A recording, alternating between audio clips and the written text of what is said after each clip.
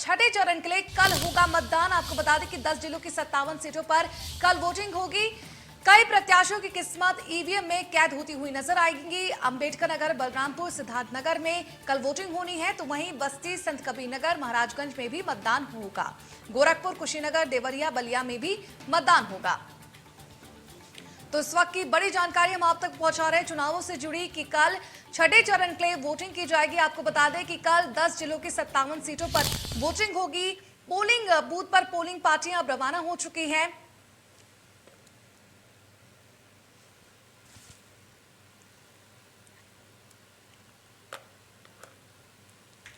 तो लगातार ये बड़ी खबर हम आपको दिखा रहे हैं कि किस तरह से कई प्रत्याशियों की किस्मत कल ईवीएम मशीन में कैद होने जा रही है। आपको बता दें कि कल 3 मार्च है और आपको बता दें कि 10 जिलों की 57 सीटों पर कल मतदान होने जा रहे हैं। पोलिंग पार्टियां पोलिंग बूथों पर रवाना हो चुकी है।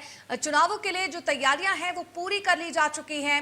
छठे चरण के लिए कल चुनाव होने जा रहे हैं। 10 जिलों की 57 सीटों पर कल वोटिंग होगी और कई ऐसे धुआंधार होंगे जिनकी किस्मत ईवीएम मशीन में कल कैद होती हुई नजर आएगी।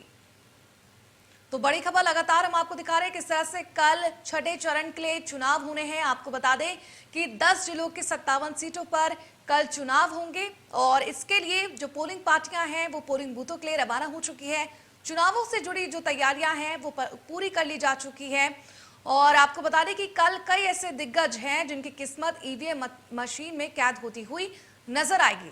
कल जो चुनाव की प्रक्रिया है वो 7 बजे से शुरू होगी और सुबह 7 बजे से शुरू होकर शाम के 6 बजे तक खत्म हो जाएगी। तो इस वक्त की बड़ी जानकारी हम आप तक पहुंचा रहे हैं यूपी चुनावों से जुड़ी हुई कि कल छठे चरण के लिए आपको बता दें वोटिंग होनी है। 10 जिलों की 57 सीटों पर कल वोटिंग की जाएगी। कई ऐसे दिग्गज हैं जिनकी किस्मत कल ईवीएम मशीन में कैद होती हुई नजर आएंगी। कई प्रत्याशी जो हैं इस बार पूर्वांचल से मैदान में उतरे हुए हैं जो अपनी किस्मत कल आजमाएंगे। चुनावों के लिए जो पोलिंग पार्टियां हैं वो पोलिंग बूथों के लिए रवाना हो चुकी है। चुनावों से जुड़ी जो जरूरतें चीजें हैं और साथ ही जो तैयारियां हैं वो अब पूरी कर ली जा चुकी हैं। कल सुबह 7 बजे से चुनाव की जो प्रक्रिया है वो शुरू हो जाएगी और शाम 6 बजे तक चलेगी। तो लगातार ये बड़ी खबर हम आपको दिखा रहे हैं कि किस तरह से कल जो है आपको बता दें मतदान होने हैं छठे चरण के लिए। कल यानी कि 3 मार्च को मतदान होंगे। 10 जिलों की 57 सीटों पर वोटिंग की प्रक्रिया कल की जाएगी। गोरखपुर, कुशीनगर, देवरिया समेत ऐसे कई जिले हैं जहां पर कल मतदान किए जाएंगे। कई प्रत्याशियों की किस्मत कल ईवीएम मशीन में कैद होगी। तो ये लगातार बड़ी खबर चुनावों से जुड़ी हम आपको दिखा रहे हैं।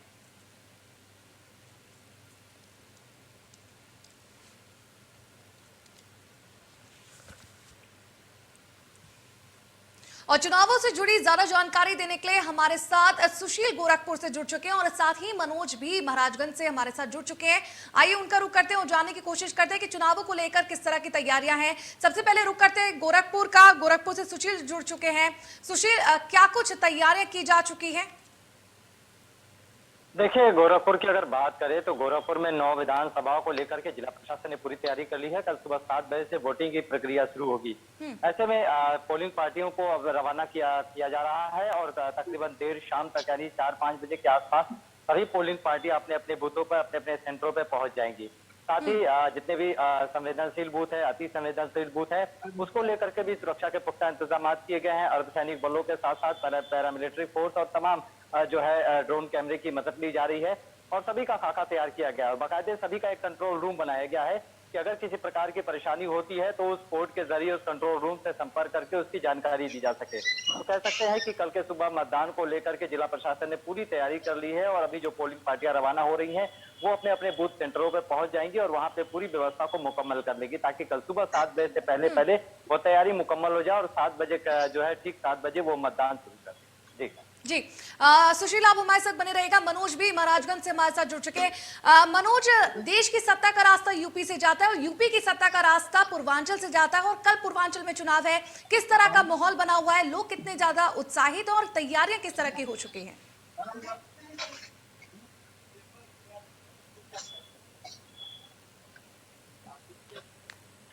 मनोज, मेरी आवाज आप तक पहुंच रही है?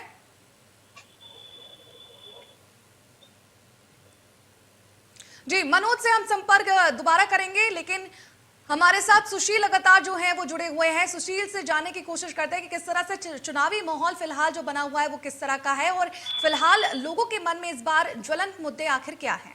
सुशील। देखिए, निश्चित रूप से जो इस समय परिवेश चल रहा है, चूंकि बीजेपी लगातार जो दावे कर रही है कि हमने जो विकास किया है वो पिछले कई सालों से नहीं हुआ है, और जाहिर सी बात वो चीजें देखने को भी मिल रही है, चाहे सड़कों की बात हो या फिर मंदिरों का जीर्णोद्धार हो या फिर बिजली की व्यवस्था हो, क्योंकि बिजली को लेकर के लगातार बीजेपी इस बात को कह रही है कि जहां 2 से 3 घंटे बिजली रहती थी वहां अब 24-24 घंटे बिजली मिल रही है। तो कहीं ना कहीं बिजली को लेकर के लोग इस बात से काफी खुश भी हैं। वही विपक्षी लगातार हमलावर हो रहा है कि महंगाई जिस तरीके से बढ़ी है वो महंगाई बीजेपी लगाम नहीं लगा पा रही है। पेट्रोल डीजल के दाम बढ़े हैं, गैस सिलेंडर के दाम बढ़े हैं, सब्जियों के दाम बढ़े हैं और अन्य खाद्य सामग्रियों के दाम बढ़े हैं। तो कहीं ना कहीं बीजेपी इस मामले को लेकर के बीजेपी को घेरने का काम जो है विपक्षी कर रहा है। आम जनता के लिए भी कहीं ना कहीं ये मुद्दा जरूर है कि कहीं ना कहीं महंगाई पे ये सरकार जो है थोड़ी विफल साबित हो रही है, महंगाई लगाम नहीं लगा पा रही है। लेकिन बाकी सारे अगर विकास की बात करें तो तमाम पर्यटक की दृष्टि से या फिर तमाम सड़कों की जाल की बात कर ले या फिर तमाम अन्य हॉस्पिटलों की बात कर ले, एम्स की बात कर ले, तमाम चीजों पर इस फैक्टर को लेकर के सरकार ने काम किया है। तो कहीं ना कहीं सरकार के लिए आसानी है इस बार चुनाव में जनता तक पहुंचने के लिए कि जनता तक वो जब पहुंच रही है तो अपने इस विकास के मुद्दों को लेकर के पहुंच रही है। और साथ ही विपक्ष जो है हमलावर हो रहा है, लेकिन विपक्ष के पास विकास को लेकर के कोई मुद्दा नहीं है। विपक्ष बार बार ये हमला करता है कि कहीं ना कहीं हमारे कामों को लेकर के बीजेपी ने उसे भुनाया है। वो जो भी जितने भी प्रोजेक्ट थे वो समाजवादी पार्टी के थे या फिर अन्य पार्टियों के थे। तो कहीं ना कहीं इस चीजों को लेकर के उलट पलट फेर हो रहा है और कोई इस पे हमला कर रहा है तो अन्य पार्टी उस पे हमला कर रही है। लेकिन ये जरूर है कि इस बार का चुनाव काफी दिलचस्प होने वाला है, चाहे गोरखपुर की बात कर ले, और सुशील हमारे साथ लगातार बने रहेंगे और इस पर ज्यादा जानकारी देने के लिए चुनावों से जुड़ी हमारे साथ मनोज भी महाराजगंज से जुड़ चुके हैं। मनोज का रुख करते और जानने की कोशिश करते हैं, क्योंकि देश की सत्ता का जो रास्ता है वो कहीं ना कहीं यूपी से जाता है और यूपी की सत्ता का जो रास्ता है वो पूर्वांचल से जाता है। कल पूर्वांचल में चुनाव होने हैं, किस तरह का माहौल देखा जा रहा है, ज्यादा अपडेट के लिए हमारे साथ मनोज जुड़े हुए हैं। मनोज, आवाज आ रही है मेरी आप तक? हेलो जी मनोज, आप तक आवाज पहुंच रही है?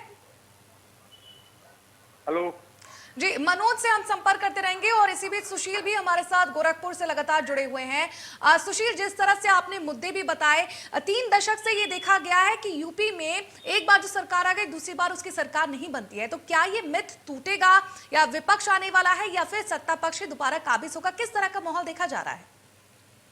देखिए, बिल्कुल सही सवाल आपने किया कि अभी तक यूपी की सत्ता में सत्ता ने कभी रिपीट नहीं की है, यानी दोबारा वो सत्ता नहीं आई है। ये यूपी का इतिहास रहा है। लेकिन अब इस बार जो बीजेपी जिस तरीके से दावा कर रही है कि ये मिथ्या हम तोड़ेंगे, ये रिकॉर्ड हम तोड़ेंगे, क्योंकि नोएडा से भी कहा जाता था कि जो भी मुख्यमंत्री अपने शासनकाल में नोएडा जाता है उसकी सरकार गिर जाती है, वो पूरे 5 साल सरकार नहीं चला पाता है। लेकिन इस मिथ्या को योगी आदित्यनाथ ने तोड़ा था और वो कई बार नोएडा गए और इस मिथ्या को तोड़ा और अभी तक उन्होंने पूरे सकुशल तरीके से अपने 5 साल कार्यकाल को पूरा किया। तो ऐसे में बीजेपी इस मसले को लेकर के भी उसका उदाहरण दे रही है कि इसी तरीके से हम एक बार दोबारा सत्ता में आएंगे और इसका भी रिकॉर्ड तोड़ेंगे कि सत्ता में दोबारा सत्ता जो है मौजूदा सरकार। सुशील, आप हमारे साथ बने रहिएगा और एक बार फिर से मनोज के पास चलते हैं। मनोज, आप तक मेरी आवाज पहले पहुंच रही है?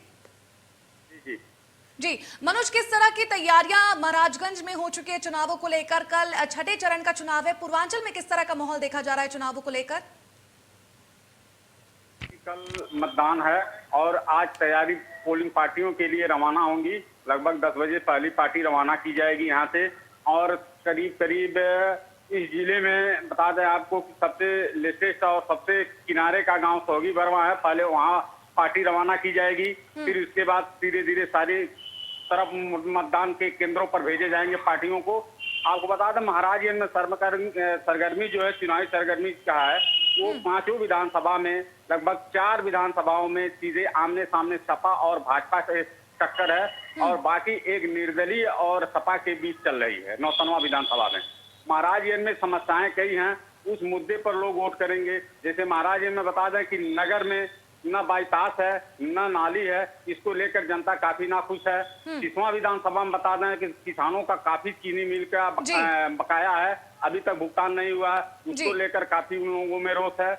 और 9वां विधानसभा में बता दें कि वहां पर अमन मणि के बेटे हैं जो चुनाव लड़ रहे हैं। अमन मणि और जी वहाँ मनोज से जी, ये तमाम ऐसे मुद्दे हैं जो इस बार चुनावों में प्रत्याशियों के लिए मुसीबत का सबब होंगे और हमारे साथ देवरिया से घनश्याम भी जुड़ चुके हैं। घनश्याम का रुख करते हैं। घनश्याम, कल पूर्वांचल में चुनाव होने हैं, किस तरह की तैयारी और किस तरह का माहौल देखा जा रहा है?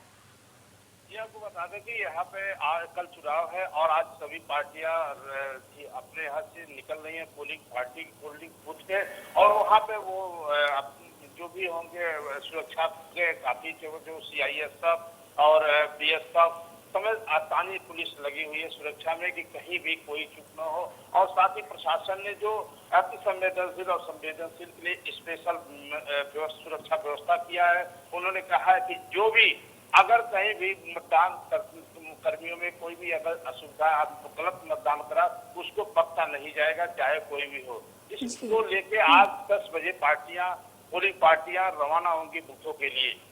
जी, इस पर तमाम जानकारी देने के लिए घनश्याम आपका बहुत बहुत शुक्रिया। साथ ही मनोज और सुशील भी हमारे साथ जुड़े हुए थे, उनका भी बहुत बहुत शुक्रिया।